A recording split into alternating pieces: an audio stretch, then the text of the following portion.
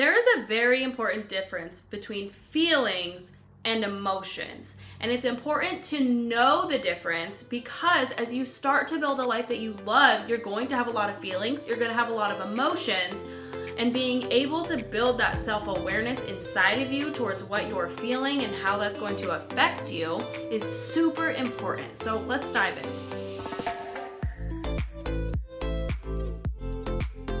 Welcome back, y'all. Today we're going to talk all about feelings and emotions and how they're different and why they're so important and why building this self-awareness is key to moving you to building the life that you love. So first, let's start feelings versus emotions. So feelings are things that you feel. They're sensations in the body. They could go a little bit deeper than just feeling hot or cold, but they're feelings. You can feel disrespected, you can feel guilt, you could feel worry, you could feel hot, you could feel cold, you could feel tired. And these are all feelings that consciously we're feeling like a bunch of different things, right? You can get hot and then you can get cold within a matter of like 10 minutes. So these are ever flowing throughout the day. While emotions run deeper, people will spend years not understanding the depths of their emotions and where they come from and why they're feeling that way. And so when you think about emotions are automatic and unconscious. For instance, you could get triggered and be angry, you can get triggered and be sad, and they're specific reaction to certain situations. So they might flow more on one day and less on another, but they're not going to be at the constant rate of like how you're feeling. And so there's a whole bunch of like research and labeling and all of this kind of stuff if you want to look into that deeper. So for the sake of this episode, we're not going to go much deeper than that. Just know that they are different. So for example, you might experience the emotion of anger through feeling resentment, through feeling aggressive, through feeling some certain type of way, and those kind of go more specific than just necessarily, I'm angry. I'm feeling resentful because this, right? Then it helps you get into that explanation. So that is a little bit of how feelings and emotions are different. So now that we have that all figured out, right? We all have an emotion subset. And what I mean by that is each person has like a main emotion that they go to because of how they were raised in childhood. For some, anger might be their default. They might not experience sadness the way someone else does because they're just instantly going to go straight into anger. Others might have a default emotion of just being happy, whereas others might have never actually really gotten to experience happiness in a really long time. A lot of that has to do with what you experienced through childhood, how your parents experienced their own emotions and displayed them through childhood. And so that is some serious inner work that you might need to do, might want to do with a therapist, but it's important to know where your baseline is. Because if you're more likely to go into that experience of anger, then for you, the feeling of guilt and resentment is going to pull you into anger. Whereas if you are more likely to go into sadness, those same exact feelings are going to pull you into that sadness.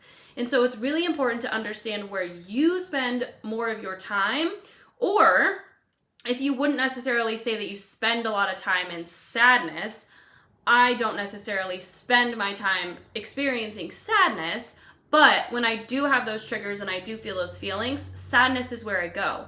Anger is not really where I hang out much or spend much time. It really takes a lot for me to experience anger because sadness comes up before that for me, but happy is definitely my default.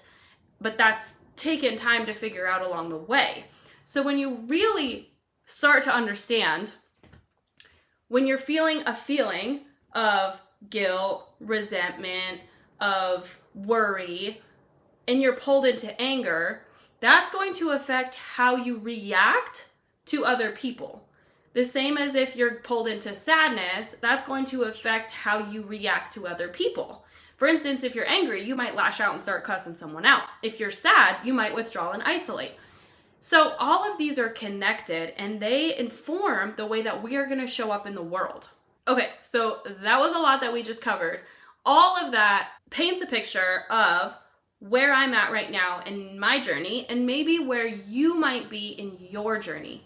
If there is a feeling that you feel more often, or you just kind of started feeling more often, or you feel more sporadically and you're not quite sure where it's coming from, understanding how you got there or how you get there or the feelings that lead to the deeper emotion, that is what's going to help to pull you out of that more quickly. So for instance, like I shared, sadness is where I will resort to. If I am feeling resentfulness, if I am feeling worry, if I am feeling disrespect, if I am feeling any of these emotions, more along the lines of the negative emotions, the things we don't really want to feel, then I'm gonna go into sadness. I'm gonna isolate, I'm not gonna wanna talk to anybody, I'm not gonna want to go anywhere. And so it has taken me time to realize that when I have any of these more negative feelings, I go into sadness and I isolate. But that's not necessarily helpful, nor is it how I want to show up for my family, for my kids, for you guys. And so learning that has helped me to backtrack. I'm feeling sad right now. Okay. Why? Well, I'm actually worried. Okay. About what? Well, I'm worried about X, Y, and Z. Okay. What control do you have over any of those, right? Or for instance, I'm feeling sad. Okay, why? Well, I'm feeling resentful right now. Okay, why? I am resentful of this, this, and this. And then maybe there's conversations that I need to go have with people or boundaries that I need to set in my personal life. So that way I don't have that feeling of resentfulness and then I'm not pulled into sadness. But again, if you don't have these pathways laid out from trigger to feeling to emotion, then you're not going to know how to get out of that emotion because you're not going to be able to do the work to go have the conversations to figure that out, to be able to change it and come back out of it. And if you're spending so much time in sadness or anger, then you're not going to be able to build a life that you love because you're going to find things that affirm your anger, that affirm your sadness. And that all goes back to your RAS. Your RAS is your reticular activating system. It works as like a dryer lint filter, that's the word. A dryer lint filter. So whatever gets through the filter, those are the things that your brain absorbs. So for instance, your name is always going to get through your filter. The kind of car that you drive, right? You're going to see other people driving that car. It's the same thing as when you think about a yellow car, you see all these yellow cars because you've opened that pathway for the yellow cars to get into your brain and absorb it. Whereas previously they were just getting caught in that filter and you were filtering them out. Learning your emotions subset is very important because it affects the way your RAS sees the world.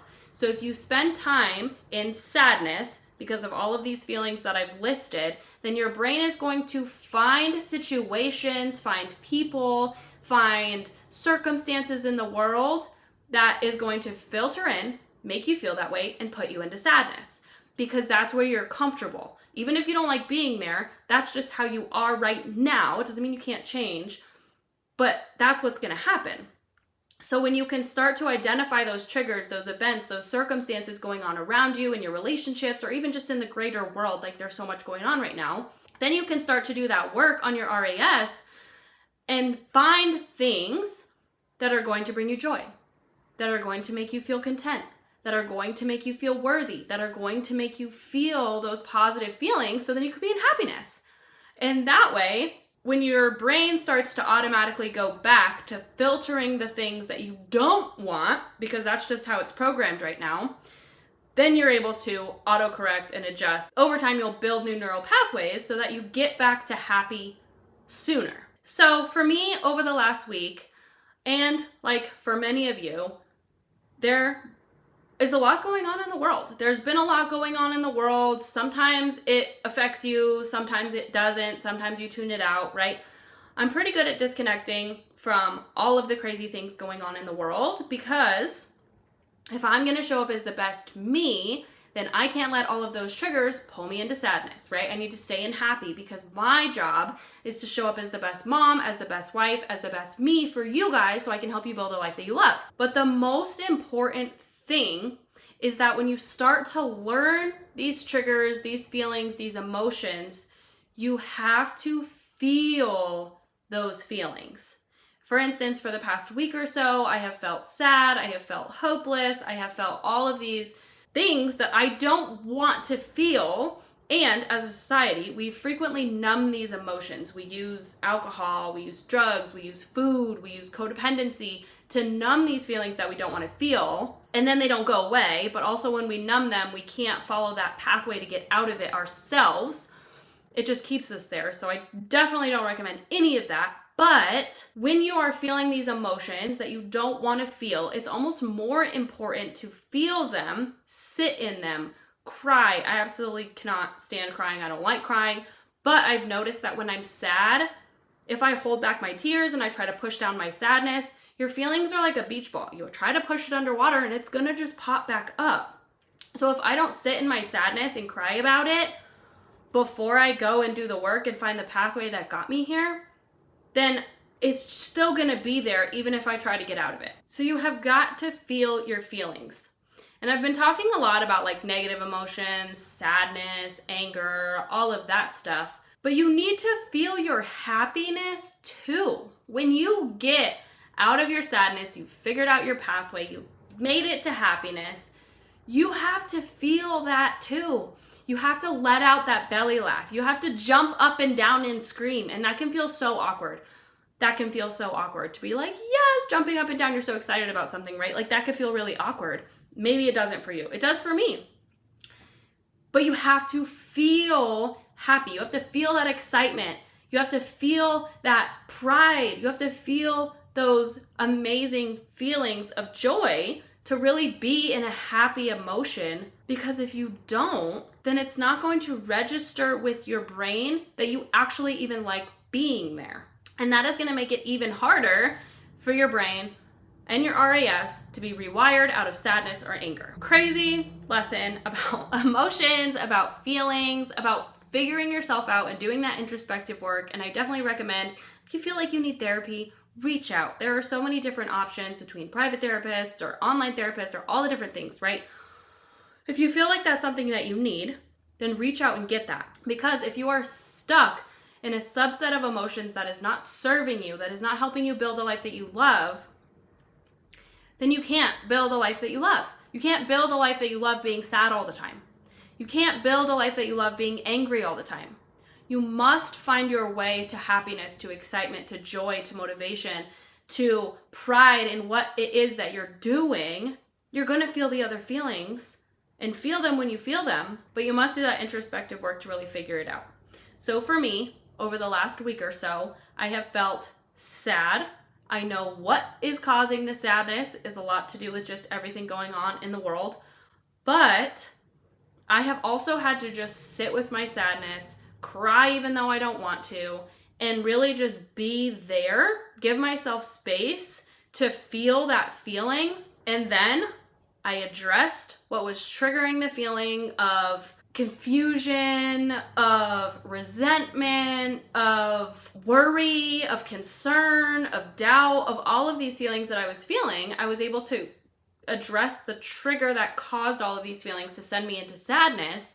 And now I'm able to share with you all of these things and tell you that getting out of that is possible. And now that I've addressed that trigger, it's gonna be there, but I now can make a pathway around it so it's not constantly coming up in front of me. It's not constantly an obstacle. I've built a road around it, so now I can build a road around it. If I want to go straight through it, I can still do that if I need to do that, but I've built a road around it, so that way I can start to show up as the positive, happy Candace that is going to be able to help you build a life that you love, that is going to be able to empower my children to build a life that they love, and that is going to help me show up as the best wife so we as partners can continue to build a life that we love. So I hope that maybe this helped you maybe understand yourself a little bit more, maybe understand where you're at a little bit more. Obviously, it can go a lot deeper than this too. So again, if you feel like you need therapy or to work through this deeper,